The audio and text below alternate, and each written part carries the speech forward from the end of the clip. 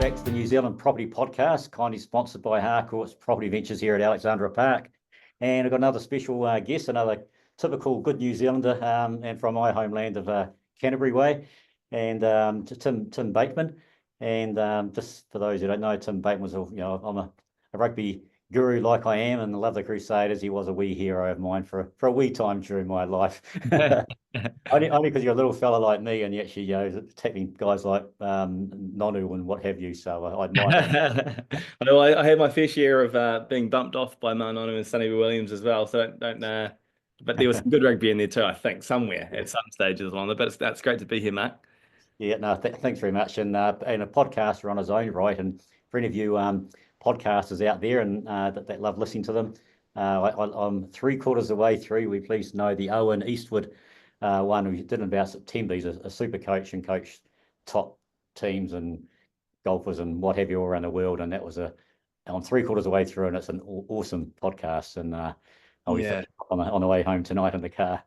Yeah, well, we were so lucky, really. I put a post up on LinkedIn about Sam Whitelock's leadership and just the way when he retired, and just what I thought about the way he was as a leader. And Owen responded to me and said, "Look, I'm coming out to Christchurch. I'd love to meet up." And I've been a massive fan of his for a long time. He's written an incredible book called Belonging.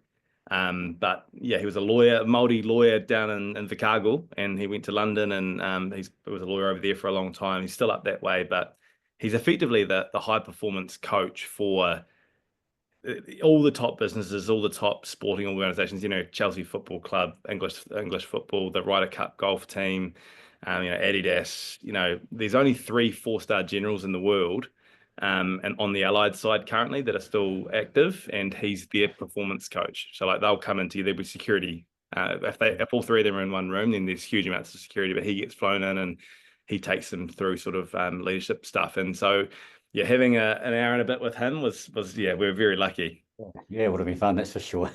Yeah. And it's funny, just listening how he sort of fell into the coaching thing from the lawyer, and that's how life sometimes is. You fall into things and you take an opportunity or you don't take an opportunity. And I guess the first half of my life I didn't, and I tried to in the second half. But as listeners might be listening now, thinking now, hey, this is a property podcast. Well, yeah. Guess what? This one's not going to be such a property podcast. And we'll see where it goes, really. Yes. You've Tim's. We'll talk soon. He's a bit got into wellness places all around New Zealand, which I'll get to talk about afterwards, sort of thing. So sit back and relax, and just hopefully you'll learn a few good things from Tim, and maybe the odd little thing from myself as we talk. So just I guess interesting enough, where you said your good guess was from Owen. Just so people know where you started with life yourself, just tell about your upbringing, because that was a good wee story when I heard it. Yeah, so I grew up in a tiny little town on the west coast of the South Island, right up the Grey Valley, called Tocha Flat. And so there was, a really small little place. Dad was the principal, Mum was the teacher. There was 12 of us at the school in total, for starters, and that was myself and my 3 siblings and 8 others. Are you sure it was a school, not just your home? Yeah, well. It may as well have been. I think I was being taken there since I was about 1 or 2 when Mum and Dad sort of first moved there. But no, the school's no longer there. Tocha Flat Primary School, those little rural schools seem to have been closed up. But I was just an awesome, simple upbringing, really. I moved into Greymouth and went to high school there for my first few years before coming over to Christchurch, and finished up at Christchurch Boys. And that was a big change for me coming to Christchurch Boys. I was always sort of keen to get involved in sport and in the classroom, and had a pretty successful time. I ended up being head boy at the school, and then moved quickly into sort of rugby, professional rugby, with my first year out of school. So it was quite an interesting upbringing, but I'm very lucky to have grown up on the coast, I feel. Yeah, just interesting enough, you go from the coast with a school of 12 to head boy, across college. How did were you always it's hard to say whether you're a leader when you were young, because there was just so few people around. But how did that help you, I guess, get into the third form at college, Christ College, and then head prefect a few years later? Yeah, well, I sort of it was leadership. I think the way that our parents sort of raised us, it was sort of you need to figure it out yourself, and they raised us to sort of be the one quote actually that sticks to mind from those early years is, "If it is to be, it is up to me." It was sort of a quote that was given to us really young, 12 word or 10 words, each word's 2 letters. If it is to be, it is up to me. And that's sort of the approach that I had all the way through that time, is like, I'm going to have a swing at things. I came to Christchurch Boys High School in year 11. So I'd done my first few years at Greymouth High School. And, my mum and dad were like, "You've got to trial for the first 15. I was like, "Mum, you got to be kidding me. You don't understand what it's like over here. I'm not going to." And they were like, "Well, you're going to, and you'll figure out how to do it." And so they sort of pushed us into things and instilled a little bit of confidence in us that we can do anything that we really set our mind to. And I mean, at Greymouth High School, it was very different. Anyone that tried to stand up in the classroom or on the sporting pitch, they were cut down pretty quickly. And so I was struggling a little bit for my first few years, and then coming over to Christchurch Boys, I felt it was just an environment where, pursuing, trying to be successful in anything was seen to be a good thing. So it was quite a dramatic change. But I think, yeah, I mean, I had some really good leaders too. I played basketball. I had Ted Baldwin, who was a New Zealand basketball coach for a long time. He coached me really closely through the age group sort of stuff. And yeah, so that was, I was exposed to some good coaches and good leaders quite early, and I think I sort of tried to take as much from them as I could. Yeah. Yeah, no, that's pretty cool. Yeah, it's a tall poppy thing, I guess, in New Zealanders, not only New Zealanders, all around the world, but and you get it. And I guess Christ College is one of those schools where that doesn't happen, and I guess that's people pay big money to send their kids there and what have you, and they get to good results. I was on the other side. I was at St Bede's up the road, mate, and you're lucky we were playing basketball back then, because we did Christ College in our year. Well, I was actually Christchurch Boys, so I was Christchurch Boys. Oh, sorry. That's all right. I really apologise now then. Yeah. Well, Christ College were our rivals. They were. Yeah. I still remember like the first, because they play a match every year. It's called the College Match, Christchurch Boys versus Christ College, and all the school from both schools come and watch the game, and it's just, I'd never seen anything like it. And the first time I saw it, I was playing in year 11. And I scored a couple of tries, and it was literally just like, all of a sudden I was like, people coming up to me at school and like congratulating me for scoring a try against Christ College. But there was actually like a real hate between the two schools, which I found fascinating. But yeah. No, I was saying, yes. I mean, but I was a third former doing the same thing on the sideline, Yes. Beads against both those. They were the big three colleges back then. In fact, St Bede's 1981, but they were the top college of rugby during that times. But they were all very big games, and to be a part of that would have been in the middle would have been a lot of fun. Absolutely, it was a lot of fun. But yeah, St Bede's had some good ones against them too. Yeah. No, that's great. So interesting enough, so going to say the size thing in rugby in the first 15, were you small compared with your mates playing, or did that happen a bit later on when you went through the Canterbury and the Crusader type thing? Yeah, well, I mean, when I came to Christchurch Boys, I mean, I was year 11 and I was slight, I was small, and I was actually a first five, but we had a couple of really good first fives at the school already who were already in the first 15, so I got put in the midfield. And I played well in the midfield, so I started just getting picked in the midfield really. And as you go up through the grades, you've got certain coaches who like a certain style. So Steve Hansen, for example, loved a big, strong, robust 12. In fact, if I was coaching a team, that's how I'd coach a team too, is having a big 12 who can sort of dominate the advantage line, and that your 10 can sort of offload to if he ever gets under pressure. I was a different type of 12. I sort of played like another 10, and someone like a Robbie Deans, who coached me for a number of years at the Crusaders, that's how he liked to play. He liked to have almost a 10 and a 12 that were like two 10s.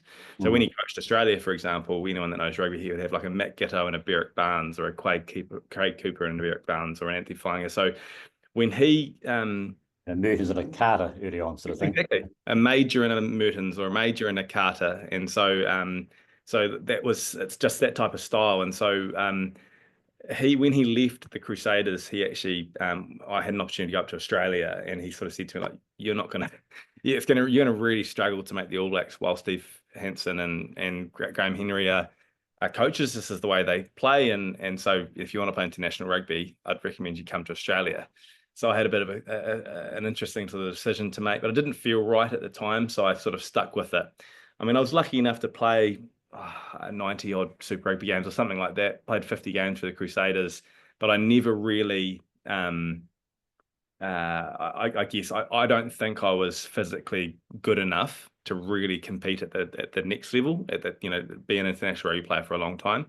And so at the same time, all the feedback I get given was, you need to be bigger, you need to be stronger. We're not going to even look at you until you're 95 kilo.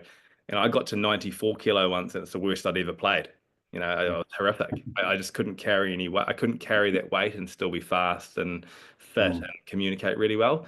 So ironically, when I was smaller, I'd play better rugby. And so it was it was just an interesting sort of dynamic. But at the same time, I was lucky enough to play, for 17 years professionally, and got to travel all over the world and do it for a long time. So there was lots of good stuff in there too. Yeah, yeah. Well done to you too. Making the Maori All Blacks. So you were an international and captain. So there you go.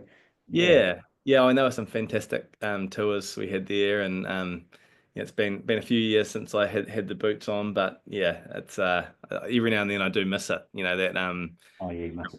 team. You got this week where you're working towards this one single focus. The big difference actually I find between sort of professional sport and business is, because my life now is very different. It's still really high stress, but it's, in the business context, is just the feedback loops are so slow in business. You can put in a strategy into play, and you don't really know how effective that strategy's being for quite a long time until the data starts sort of showing what's going on.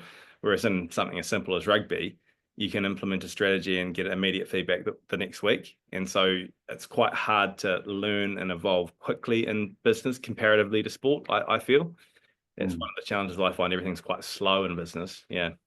Yeah. Okay. Just on the size thing, in fact, you look at it, you look at rugby players now from where they were 40 years ago and how big they are, but it's still amazing. There's some pretty little guys in that All Black back line, now that are some of the guys that turn the game sort of thing. So yeah, that's pretty good. It's up the top couple inches up there that allow you to be able to compete, I guess, and do that. So Exactly. I mean, I look at someone like a Damien McKenzie, tiny guy, but he's just so tough, yeah, so brave, electric pace. 9, 10, and 15, and perhaps a winger can still sort of get away with being on the slighter side in a rugby game. But yeah, both wingers really, in the midfielders now, you've got to be you've got to be up around that 100 kilo and to really be able to compete. Yeah. yeah. Obviously, there's a lot of ups and downs in professional sports, and as there is in business. And interesting enough, people were listening to this podcast. There's property investors, there's business owners, and just good people in New Zealand that want to try to improve themselves, sort of thing. That's one of the reasons you're sort of on here. How can you compete some of the ups and downs, maybe of sport, than you've had with business, and or maybe just talk about one or the other? But it'd be good to compare. As you said probably before, it's a wee bit harder to adapt with business than it is with rugby, sort of, or sports. And I guess that's whatever sports you are, sort of thing. But yeah, have the ups and downs, sort of, and you're only just fairly new into, but you've been in business for a wee while now. But have you had some similarities, I guess? Yeah, I think the biggest one is I would say business is like, professional sport on steroids. It's sort of, everything is there's a lot more complexity to it than getting a ball across the line and getting a team in behind that. But I mean, the biggest thing, like the biggest similarities I find, is that it's just how life outside of rugby can impact your rugby performance, and how your rugby performance could impact your home life or your personal life or the way you feel about yourself. And it's the same with business. Like I see now, what's going on away from work, how it impacts my work, and also with that, my colleagues and my business partner, just how to optimally, to be able to put yourself in a position to really optimally perform in what you want to do. That they're exactly the same. And so, like, when I was a rugby player, there were certain things I needed to do to get myself right to perform at my highest ability, physically, mentally, and a game. It's exactly the same with business. When there's a lot of stress going on at home, or when there's a lot of stress going on at work, how that transfers into the other. And so being able to understand, how to put different hats on, how to sort of get yourself in a mental and physical state to be able to perform. Like, I mean, one small example is, So my wife, I know we've spoken about it previously, but my wife has multiple sclerosis, and so she went through, a massive health downturn, sort of about sort of 4 or 5 years into my rugby career. And went from being a high level hockey player, would win national cross countries, to she couldn't run 200 meters. She lost her vision, lost use of one of her arms, lost control of her bladder, like a whole heap of stuff. And it was extremely difficult for Laura. Don't get me wrong, that was the hardest. But from my perspective, if you overlay my performance on the rugby field with Laura's health, they were like a mirror of one another. As Laura's health was poor, my performances were poor, and as Laura's health was good, my performances were good. And it was always a frustration for me. It's like I'm the same speed every week, I'm the same strength every week, I'm the same power every week, but my performances are going all over the show. And so that was sort of what got us into what we're into now. But just trying to find ways to manage stress, to look after yourself so that you can perform. I find it exactly the same in the business world too. Yeah, no, I've always wondered that the sports people go, geez, you have the same things I've got going on in my life and how it happens. But now as I've got into the business too over the last sort of 10 years, I guess yeah, exactly right. It's the same thing. It totally affects your into your support and no support, or how the family and kids are. Yeah, it does certainly affect both work and home. Yeah. One thing also I've always sort of wondered, and it's is with sport, and I've experienced at work, and when I was just someone with a whole lot of bosses and what have you, and you don't always like a team sport, a team around work. You don't always like everyone in your team, right, or everyone at work. And I remember years ago, back in the military days, years ago, I had one person I had a bit of a thing with, and it started to really affect my life, and that was really bad. And I think now, geez, Mark, I forgive everyone these days pretty well. But Yeah. how in a team environment, how did you find that back in the day? There must have been someone, I know you're a nice guy, son, but there must have been someone you didn't really like. And Oh, it's I mean, that's genuinely where I was going to go to next, is just how individuals can just completely change a culture, and how having a really strong culture, how that relates to performance. Like if I think about the most successful run in Super Rugby history, and actually in any sport history, is the Crusaders from 2017, and they won 7 straight Super Rugby titles. I was a part of 4 of those, and that's unheard of, to go 7 titles in a row is really incredible. And that's, once again, looking at all sports internationally, no team has achieved anything close to that. In fact, the Boston Celtics did back in the 1950s, but there were only a handful of NBA teams at that time. But it's the culture was really the factor, the key factor through that time. Like prior to that, so the year before that, Dan Carter left, Richie McCaw left. Like some of the best players to ever have touched a rugby field, they weren't part of that run. They actually left. And so just looking at rosters, there was teams prior to 2017 that had a way stronger roster and theoretically better coaching. But the one thing I think that that group absolutely nailed, right from the top, the leaders all the way, the coaches all the way through the leadership group and the team itself, but had a really strong team culture. And I've been a part of teams that had the opposite, where you had individuals that really shook up a team culture, and which led to poor performance. Another small example, I was at the Hurricanes for 4 years, and Mark Hammett came in, and he actually ended up sort of removing a few players from the group. He thought that they were damaging the team culture, and that went down really poorly in Wellington. Everyone hated him for a long time, and but his thing was, you know what? There's some real strong personalities in this group, real leaders, and we've got brand new players coming into the group, and they're seeing these guys taking the piss, but they're seeing these guys turning up late, they're seeing these guys not putting in the effort that's required, and these new players think this is what it takes to be a Hurricane, this is what it takes to be a professional rugby player. So he was like, look, I'm not having it. Got rid of them, and he instilled a leadership group and a culture within that team that, I mean, my first year at the Hurricanes, when he made these changes, the first year players in that year were Bowden Barrett, TJ Perenara, Julian Savia, Brad Shields, Jeffrey Tumunga Allen. Like, I mean, so there's probably Nehe Milner-Skudder. but that was their first year in the team, and they came into a culture that was just genuinely built on high performance, led by guys like Conrad Smith and Victor Vito and stuff. But that was really, I think about how many Hurricanes teams in history have had the best roster going in Super Rugby prior to that. They never won a title before. Mm. How many players didn't have the opportunity to be their best because of the culture and the environment that they actually walked into?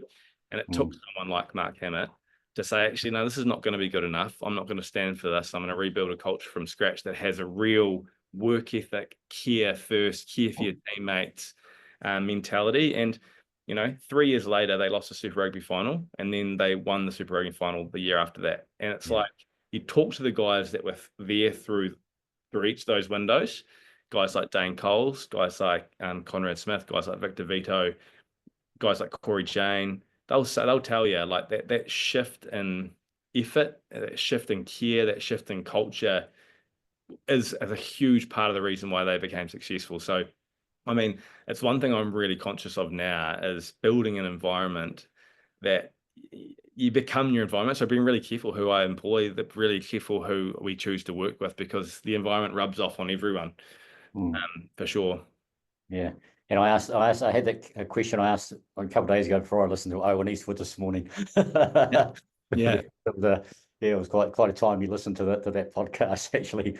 Yeah. You're right. It's so into property too, even, and I can't say too much about what's happened here in the last, wee whilst people were watching, but you have to be really careful who you have in your team, because one bad egg can really upset for a whole, and not only maybe lose some good people, but have them not performing. And you want your best people performing in any industry, whether it's real estate, whether it's sport, whether it's whatever. Just like I said with your business, you get very careful now of who you employ. Just carrying on from that question, and sorry, you were. Yeah, I just want one thing I'd like to add to that just really quickly is you're right, like being really careful with who you surround yourself with. I couldn't agree with that more. There is just one extra thing I would add there though, is the reality is you're going to come up against people that could upset a culture or could upset your environment or could make things more difficult than that's going to happen. And so it's about trying to have the skills to be able to navigate that as well as possible, not let it derail you. It's like you've got to try and keep as much control in your hands as possible. Like to think that you can go through business without coming up against real arseholes, and think people that can really shake things up the hard way, that's unrealistic too. So I think obviously shoot for what's optimal, but understand that you're actually going to have to navigate the challenges and get the best out of yourself through those times too, Yeah. No, that's all good. Hey, just to finish off the rugby thing, and I was just going to say who your best coaches you had, but more importantly, why they were the best. Obviously, Mark Hammett's one of them. You explained that in great detail, and I remember that happening at the time, and it was a bit of a hatred for him, because that wasn't the Hurricanes way, I guess, and it's hard with anyone. It was the Hurricanes, the Crusaders, All Blacks. When someone comes in and changes things, it's hard for people to take.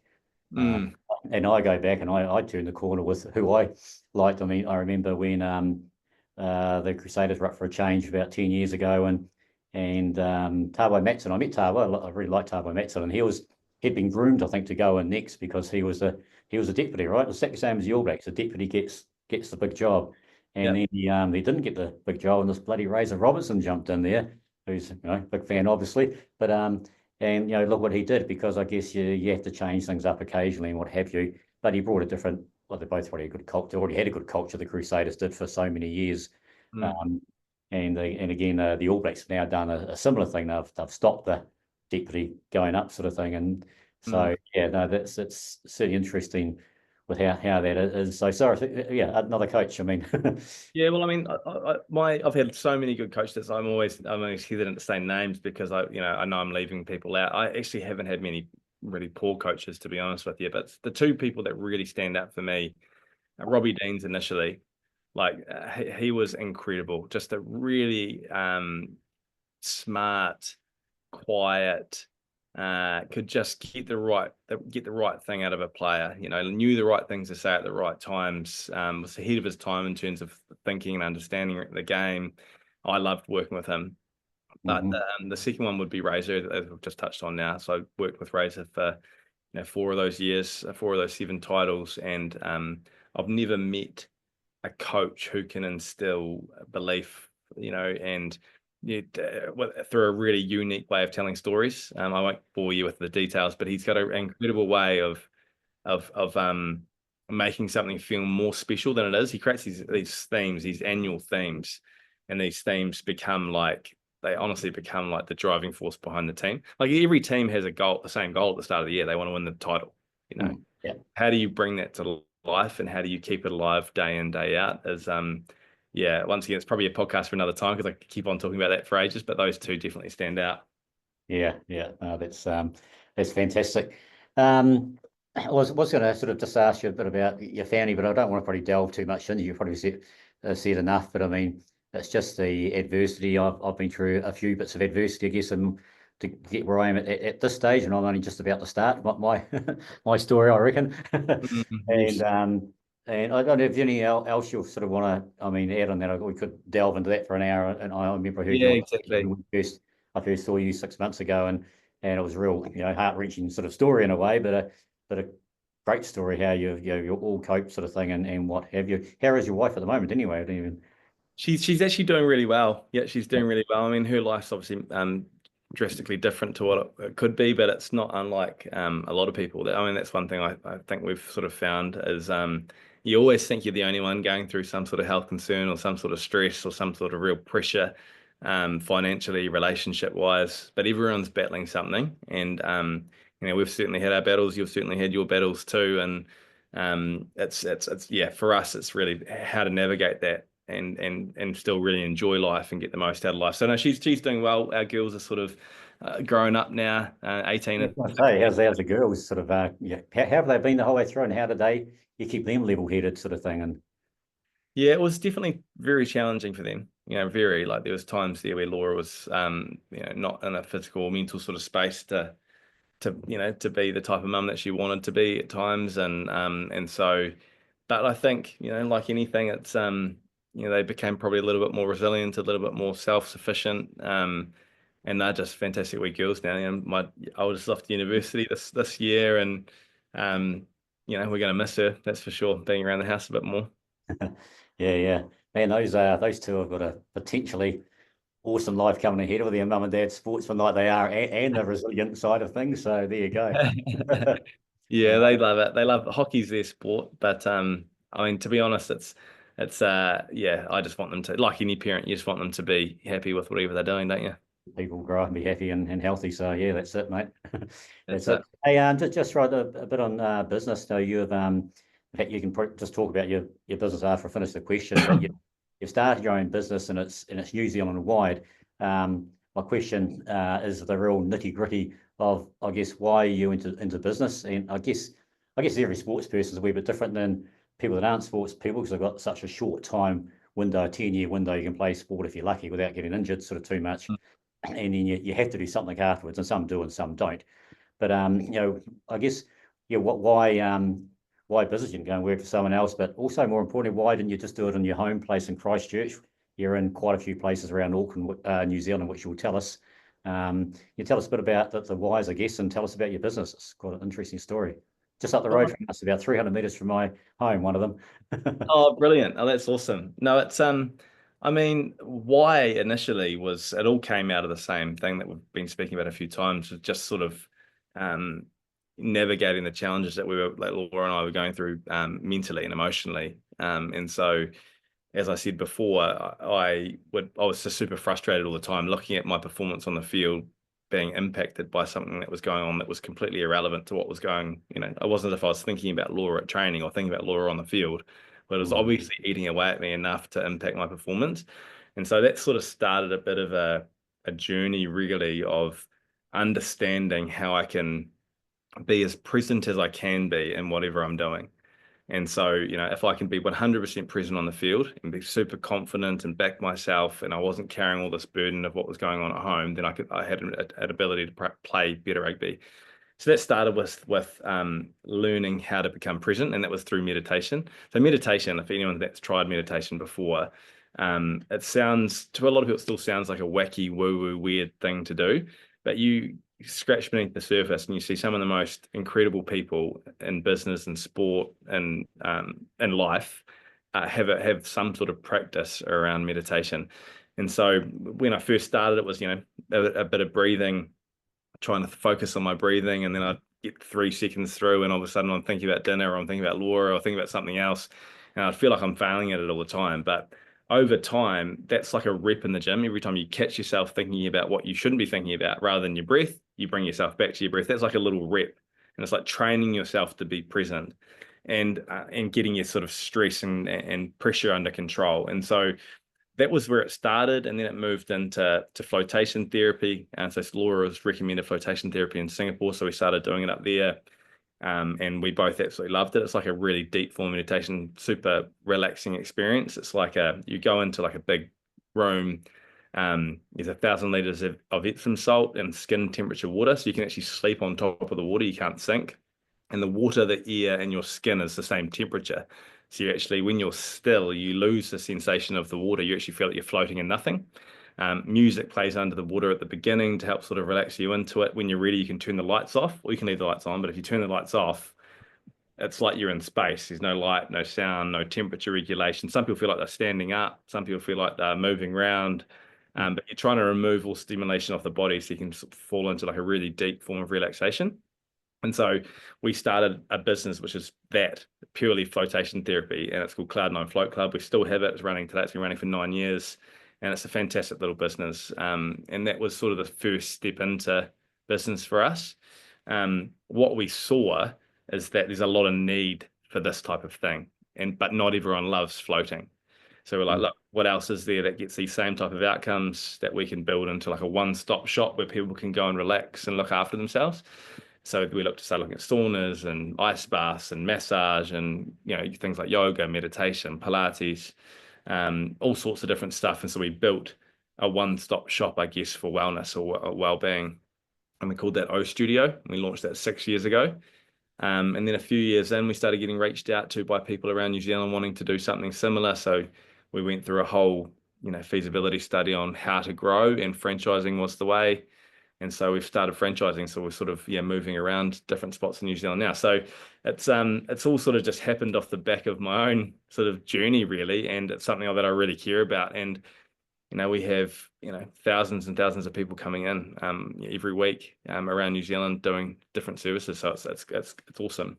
Yeah, it must be the real thing, because of where people are, or maybe just where I am in life, and I'm seeing it. But I'm living in Takapuna. Have only been there for just over a year, and there's so many wellness places within probably 600 meters from where we are, and there's about 6 or 7 Pilates. I've just joined a gym, and that's one of 7 within 500 meters from where we live, sort of thing. And go, man, and they all seem to be doing okay. I don't know. So obviously you must have looked into that sort of thing. We went there with each of these places, but I guess Takapuna is good as an older people my age, sort of an older sort of thing, and apart from me, most of them have got money. Well, it's like the way we see it is, because where we really focus in on is the relaxation, recovery, stress relief, helping improve people's sleep, that type of thing. It's the restorative side, rather than we're not a gym, obviously, where people go and lift weights or run fast or do things on the active side. And the way we see this industry is like the gym industry probably was 50 or 60 years ago. If you go back 50 or 60 years, there were no really established gyms that, there was mixed martial arts centers, there were weirdos who went and pumped weights and, bodybuilders, but it wasn't really established in the general market that looking after yourself physically, going to a gym is a good thing for your health. Whereas, so as that education changed, as people started to realize actually doing things physically is going to improve how long I'll live and how healthy I live, then gyms started to need to open up so that people could go and meet that demand. We sort of feel like at the moment we're at that same sort of tipping point where people are actually understanding actually it's not just smashing yourself physically is good for you, it's actually the relaxation recovery side is actually just as important. So once again, we're trying to build that out, and we hope that we can become as practiced as physical fitness one day. That people are making time to go and spend time in a sauna, because what heat is doing to the heart and what it's doing to the rest of the body, going into an ice bath, what that's doing to all your hormones and your muscles and all sorts. So that's where we're sort of doubling down on. we hope, I mean, we're seeing good trends at the moment, but you never know, that's part of business, isn't it? Sort of, it's, Yeah. I still get nervous that all of a sudden it's going to fall over one day. I think it's just a business owner thing, mate. We all do Yeah, that. exactly. Yeah, I certainly like the relaxation thing rather than sitting trying to pump weights. Being Yeah. a fella. And yeah, so the flotation therapy, I will give it a go, and I will come back and tell you how it went. I'll go in the Tikapuna one, and as long as it doesn't kill me with a bad heart, even the heart's not Yeah. too bad at the moment. Well, it's funny. I'll tell you the quick funny story. Like our first experience, Laura and I in Singapore. So we went to this float place, and we got the introduction, and we got taken to our own individual rooms, and you have your own shower and your own private space. And so obviously it's a locked door. You float naked, because you want no stimulation on the body. So you're trying to remove everything. So I hopped in, I lay back, and I was sort of, what the hell's going on here? This is a bit strange. Anyway, I must have fallen asleep because I had this massive, like, vivid dream. And I was back at my house on the West Coast, and I was walking around, and everything was just so vivid. Anyway, the music came back on at the end, and I was just like, what the hell happened there? Came out, had a shower, went out to reception. I couldn't wait for Laura to come out. And she came out, and she had the opposite experience. She got salt in her eyes, so her eyes were just burning, stinging from the high dense salt. She forgot which button was the one to start the session, so she didn't push any buttons because she was naked in the pod. She thought if she pushed the wrong one, someone's going to come in. So she ended up just spending the 45 minutes with burning eyes and just too scared to start the session. So she was like, get the hell out of here. But once she got to her third float, it was just a game changer for her, because EMS is like, it's like your own immune system. Our own immune system is being attacked by your own nervous system. So there's just all this pressure that's going on in the body all the time. So that there was like just an absolute step away from stress, and she'd just feel like she'd just gone through a massive sleep. So yeah, she was the one that really got us across the line to opening the business after that first experience. It's quite funny. Oh, very cool. And what now? You've been in business. You said 6 or 7 years. Nerve-wracking when you got into it. You now for a few franchises, or quite a few franchises around the country. Where to from here? Does you sort of going to look at making that bigger, or get into something else as well as, or what's the sort of goals? What's your big goal sort of thing? Apart Yeah, from well, kids and stuff. yeah, I mean, the mission for us at O Studio, like what we're shooting for, sort of North Star, is sort of what I talked about before, like is the holistic wellness. So that's like the full package of well-being, that you're as well as you can be. So holistic wellness is understood, is accepted, and is practiced as physical fitness. So that's sort of what we're shooting for. And so to achieve that, obviously, to make something as practiced as physical fitness, we have to open multiple locations. To have something as understood as physical fitness, we've got to educate really well. So things like the podcast are really important for us to educate. To make it accepted, it's got to be normalized. We've got quite a challenge ahead of us to make something like getting into a sauna or into an ice bath or into a float tank for people actually a normal thing, a normal part of society. So that's the thing that drives us forward. What does that look like for us? What that looks like is growing and establishing a real brand presence across New Zealand, and by the end of the year we'll have that. I'm actually up in Auckland next week. We're opening a site in Remuera, so that will open up sort of early February. Then I'm shooting down to Queenstown and opening the site down there. That will open sort of late February, early March. And then we've got Hamilton, Mount Maunganui, Hawke's Bay and Hastings, Wellington, Wanaka, and North Canterbury. So they're all confirmed to open sort of the mid a big chunk of the mid this year, and then another chunk later this year. Oh, we're in North Canterbury. That's my hometown. Yeah, in Rangiora. Oh, okay. Oh, yeah. It was a bit further north, but yeah. Yeah. Oh, that's pretty cool. Yeah. Yeah, so we've got 11 confirmed opening. There will be others that we're talking to at the moment. But then, one day if we earn the right, I mean, we've got 3 metrics that we track. We've got to have happy customers, like customers that love what they do. If we've got customers that are really, finding value in what they're going to, and they're really enjoying it, then they're going to want to come back. So that's our main one. The second one is profitable franchise owners. Like really, it's got to be it can't just be a nice thing to do. It's got to be something that's a really strong financial model business for owners to run. And then thirdly, happy business owners. There's a difference, I think, between profitable business owners and happy business owners, something that people want to be a part of. So if we can get those 3 things right, then there's no reason why we couldn't, grow internationally. But for us, the sort of internal motto is, we've got to earn the right to grow by getting those three things right. Yeah. Right, and if it is to be, it is up to me, and you're doing it, mate. So, and no, I love that and love that story, and I think that business we're in right now it's really ripe for where New Zealanders are, and in some ways New Zealanders are behind some parts of the world, and we're in front of others, and I think that's a really important part. Where what you're doing now, these New Zealanders itching for that sort of thing. So yeah, good on you, and good luck. But the most important thing is you're passionate about it and you want to do good with it. So they're all the formulas for a winner there, mate. So hopefully to all good. Well, I mean, yeah, we've got a long way to go. We've got some good people around us. Actually, one of my business partner, his name's Matty Lovell, and his father-in-law is Paul Wright, who was one of the so he actually was a part of franchising Harcourts a long time ago, and so he's still part of Harcourts International on the board there, and so he's one of our sort of key advisors that we meet with regularly and go with things. But we've got some good people around us to support it, but we've got a long way to go. Right. All good. And just one final sort of thing to finish off with. I'll ask one property question. Obviously, one thing I actually loved about the Crusaders and then Super Rugby teams all followed and what have you is they have I believe a half day sort of improve yourself and get ready for after rugby sort of thing, and that's where things like your business now probably was not born, but a few ideas running around and with property and what have you. There's a property podcast. I believe you have got some property you've brought throughout the time, a mixture of commercial and residential, which is great.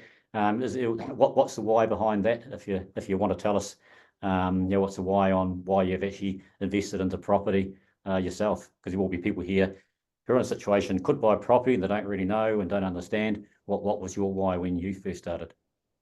Yeah, well, I mean, I guess initially, really, it was like the thing to do. Going into the Crusaders, it was like, this is what, of course you've got a bit of money that's coming in now as a professional rugby player. Where should you be putting that? And so I'd talk to the older guys, and the older guys would all talk about, like, get into your first property. That's the easiest way to do it. And that was honestly the starting point. And then I started looking a little bit closer at things, and if you look at real wealth in the world, property is very close to that.